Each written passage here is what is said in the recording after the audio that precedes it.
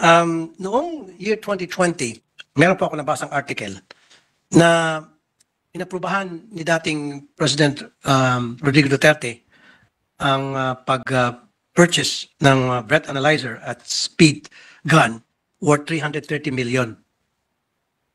That was in 2020. Pero noong 2021, 17 units lang po ang na-purchase na breath analyzer. Ibigay sa inyo? Hindi. Sa LTO po yung bumili ho? LTO? Ang sinabi po kasi dito, ito sa article, inaprubahan ng dating Pangulo, Rodrigo Duterte, 330. So, ilang units na napunta sa PNP? 17 units lang out of the 230 million. Wala daw silang natanggap, Your Honor. Wala kayo Nasa natanggap. LTO daw ho yun. Maging yung 17 units na napunta raw sa crime lab.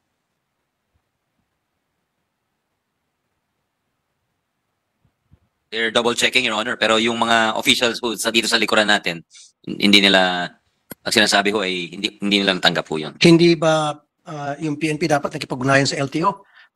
Kasi dapat trabaho po yun ng PNP, especially ng HPG, na gamitin yung breath analyzer test para tugisin itong mga drunk drivers sa ating mga kalye. Meron pala. Okay, ito po. Meron They're double checking, Your Honor. Pero ang sabi sa amin is nagkaroon sila ng pag-uusap sa LTO in preparation pero hindi yata hindi na they've received the verification from the Ito po. the crime lab. Wala daw ho silang natanggap. Resolution number 2011-407-8. Total cost is 448,481 lang for breath analyzer test. Mababa, kaya nawawala po. So siguro ito yung dapat hanapin natin, 330 million, saan napunta sa LTO? Ba lahat? Ang napunta lang po sa PNP, 17 units. So I need to know kasi, bakit ko po na-raise to Mr. President, Your Honor, palagi na lang po ako nakakatanggap ng reklamo sa aking programa na may mga nakakasagasa na mga nagmamaneho ng kotse na sila po ay lasing. And recently, meron pong isang pamilya, si tatay, si nanay, at 3 anak na wipe out kasi isang drunk driver. It could have been prevented. Kung meron tayong mga pulis na rumoronda, naghahanap ng mga nagpa-violation ng speeding law natin, mabibilis ang takbo, pinapara, and then sinusubuan ng breath analyzer kit. Napigilan sana to. They will help try to monitor these situations, Your Honor, that you're mentioning. Pero wala ho talaga silang natanggap po, Your Honor, na breathalyzers or equipment. Siguro, Mr. President, Your Honor, hanapin natin to. Very important to, 20-30 million breath analyzer test at hindi po nagagamit. Saan napunta to? And almost on a regular basis, nakabalita tayo ng mga lasing, nakasagasa ng mga motorista, mga pedestrians, at namamatay dahil sa kalasingan ng pagdadrive, patay yung mga biktima.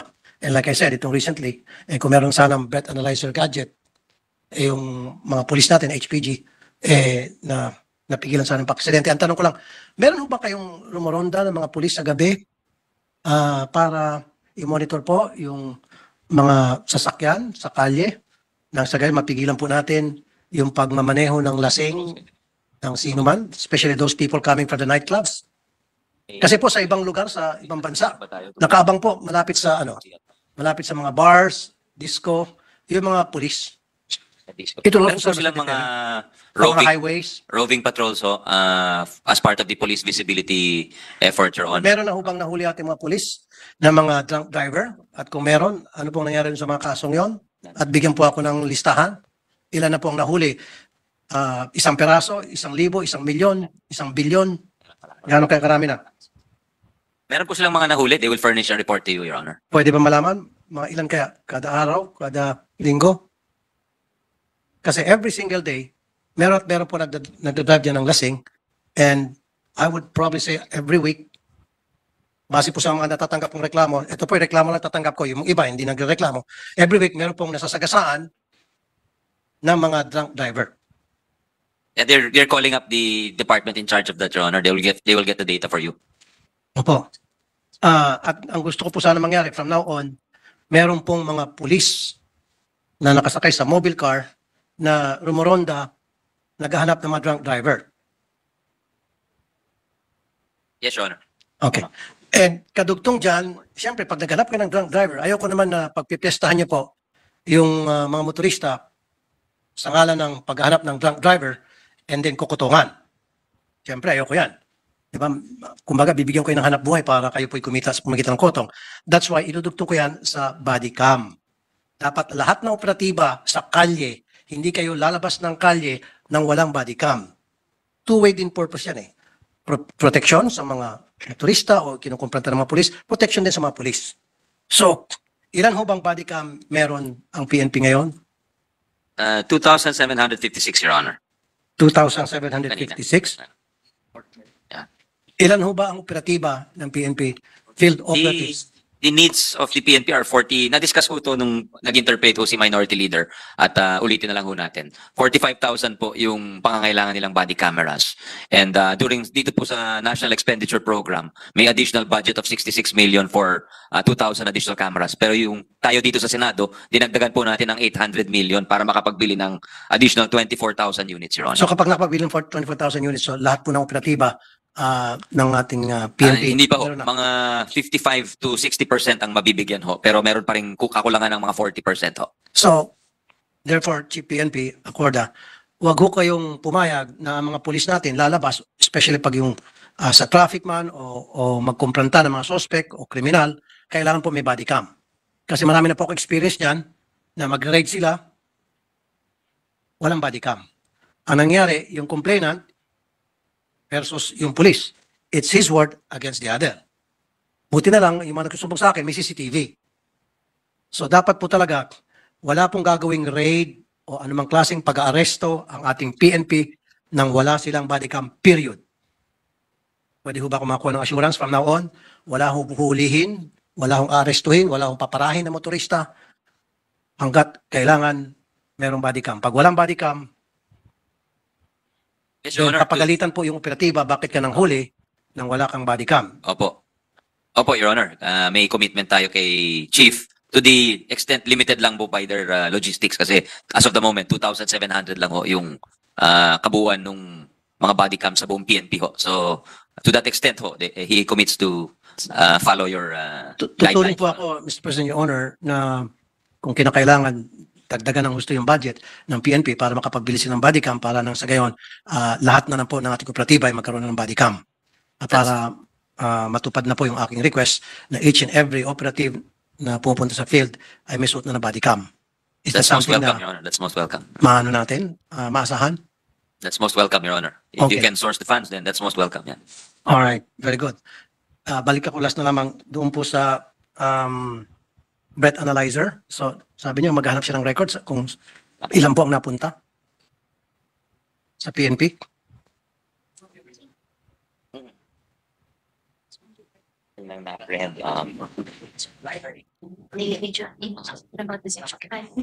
I don't know, there's a lot of numbers. Which are the relevant numbers?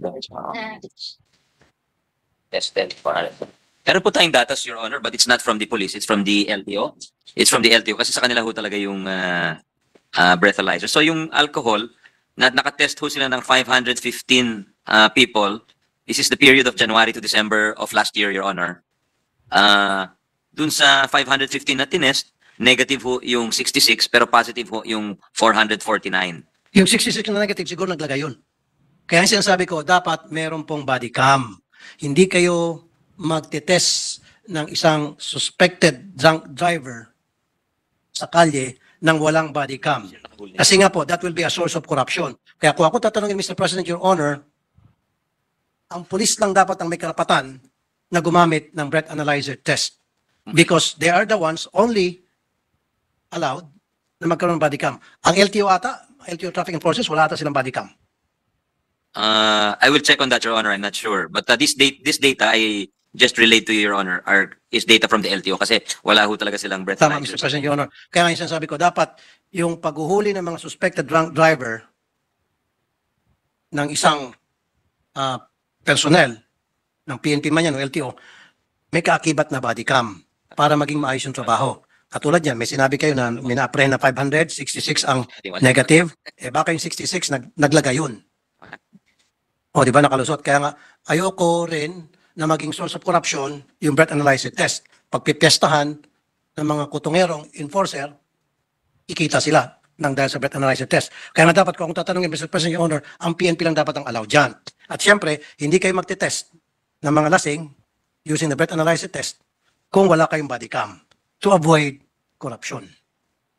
So, maybe, Mr. President, Your Honor, I will pass a resolution in native legislation. Ipatatawag ko po yung LTO para magpaliwanag kung saan napunta yung 330 million na inaprubahan for breath analyzer test kasi sabi ng PNP, napunta raw sa LTO. So dapat yung LTO pumunta rito, magpakita ng dokumento saan napunta yung breath analyzer test. Yung mga yon. At wala naman ako nakikita ng mga taga-LTO personnel nandyan sa kalye na nakaabang ng mga drunk driver. O sa gabi, rumoronda. Wala eh. Ang alam ko, yung mga taga-LTO nakaabang sa mga toll plaza o nakaabang sa mga probinsya na kung saan dumadaan yung mga truck para kumotong ng mga truck driver. Yung mga flying squad na mga taga-pati LTO na pasama tuloy dito. Your Honor, with your permission, there is new data from the PNP. This is the PNP data naman ho. Yung kanina, LTO data ho yun. Ngayon ho, merong, there are 146 cases of of drunk and drug. So kasama po, drunk and drugs. 140 cases. 146, Your Honor. Na ano po nangyari doon sa 146 cases? Violations. Violations. Sila ho ba ay Violations. Apprehended ho. Apprehended. natanggalan ho ba silang lisensya at sila ho ba ay nakulong? Kasi meron tayong mahigpit na anti-drunk driving law na dapat yung lisensya ay ma-revoke Ano nangyari dito? at makulong pa nga. Kinasuhan ho. Lahat to kinasuhan or may citation ho.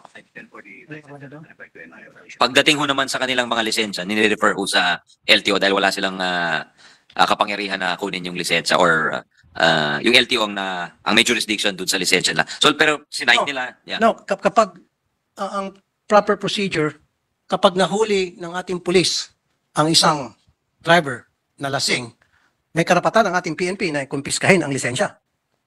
That is the protocol. Kasi kung hindi mo kumpiskahin yung lisensya, that means kinukondon mo yung kanyang pagiging Bakit hindi nyo isang drunk driver. Dahil kapag pinabayaan mo lang, yung hawak pa rin yung lisensya niya and then you let him go and file a case against him, then the following day, he can still drive. Yung license. At lasing na naman, who knows, baka sa pangalawang araw, makapatay na siya. Yes, Your Honor, they're checking if they, in these cases, kinumpiska po yung mga lisensya. They're just checking on that. Kasi yung present nilang data sa akin, it only shows the number of Dapat, incidents. Under sa RA 10586, agad-agad, revoke yung license. And then, masampa ng kaso.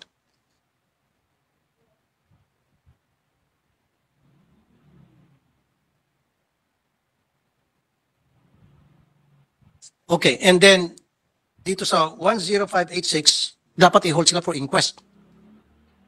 Hindi sila pakakawalan. So ano nangyari doon sa 100-something cases? Dapat ang protocol, pag nahuli kang nagdadrive ng lasing, i-inquest ka. And then yung lisensya mo, i-hold. Ibibigay sa LTO para i-revoke ng LTO. Bakit? Failure to do so, nagkaroon ng lagayan. They'll submit a report to you, Your Honor. The data is not available to them. Nasa regions yata yung data as of now. It was also fake cases were filed. Period of 12 months. Second, 144 filed case. And one. So of the 146, Your Honor, there's more data coming in. 144 were arrested. One is under investigation. One is cleared. Cleared. Cleared is. Yeah, one of the. One reason. Okay. So hindi mo na siya request. So if you want more details, we'll ask them to submit to Your Honor. Kasi 3-month imprisonment po yung ano. Okay. Hindi pala agad-agad revoke, so suspension, which pareho na rin. So 6 months suspension ng license, and then sa second offense, revocation. So curious lang po ako doon sa nahuli na sabi niyo ilan daan yun? 100? 144 na aresto. Okay. I need a list of those 144 na naaresto at gusto ko malaman kung sila ba'y nasa kalye pa rin. Kailan po ito mga nahuli? Kasi first offense, 6 months daw po eh. This is for 2023, Your Honor. Between now and anong month? Hindi, yung nandun sa index ko. Kasi kung lahat sila, yung 100, magkano? 130 plus? 146, Your Honor. Ang Lahat ng nahuli. 146. Apo. Hanggang Pag chinek last January to November, Exactly. Your Honor. Kung Opo. chinek ko sila, lahat ng 146 ay hindi man lang nasuspinde, nagkaroon ng lagayan. Nagkaroon ng aregluhan. Yeah, just Kailangan submit the itong report. 146, Your Honor. gusto ko na-revoke ang license nila kung first-timer sila for 6 months. And then number 2, gusto ko merong kasong na i-file sa korte. Kasi pag walang kaso nga ipal sa korte at hindi na suspindi for 6 months man lang, ang kanilang lisensya may tatamaan sa akin. Either PNP or LTO. Is that fair enough? I'll submit to you the data, Your Honor. Yes. So, at saka gusto ko, yung mga pulis na nanghuli, the names of those PNP personnel na nanghuli ng drunk driver. Kasi ayoko naman maging moro-moro lang eh, yung paghuli natin mga drunk driver. Kasi katulad nito, sinabi ko lang, recently, isang pamilya na wipe out, 5 yun. Mag-asawa, tatay, nanay, 3 anak, patay lahat. Nasa gasanang humarurot na drunk driver, maneho yung kanyang truck. Engineer na babae. Kaya dito, uminit ang ulo ko ng husto sa lahat ng mga drunk driver nagmamanehong lasing. So gusto ko po, itong 146, give me a list of those, the name of those people and the name of the personnel na humuli. Dahil ang gusto ko mangyari, kailangan lahat ito nasuspindi for a minimum of 6 months yung kanilang lisensya at may kaso sa korte. Pag lahat ito zero, then babalikan ko ang PNP personnel na nanghuli at babalikan ko yung LTO. Pareho kong pagbulbuhuli ng leg. O diba, Joe? I will comply with your request for a Thank you. report, Your Honor. Yun lang po muna for now. And again, Chief PNP, maraming salamat at good performance. Maraming salamat, Mr. President. And Thank you, distinguished colleagues from Davao Municipal. Thank you. And of course, our majority leader, Joel Villanueva, Senator. Maraming salamat po. Thank you. Umani naman ito ng iba't ibang reaksyon mula sa ating mga netizens. Ayon kay Romeo Tan, tama po yan Idol Senador Raffy, para mabawasan ang aksidente sa daan dahil sa mga lasing na nagmamaneho. Pahayag naman ni Jimmy Panzelenvilla, maraming lasing na nagmamaneho na involved of accident pero kahit isa wala pa nakulong sa mga yan. At ito naman ang saloobin mula sa ating kababayan na si Gorio Colombino Tamayo, correct po, dapat revoke agad ang license. Mga kababayan, feel free to comment below para maglabas ng saloobin sa balitang ito.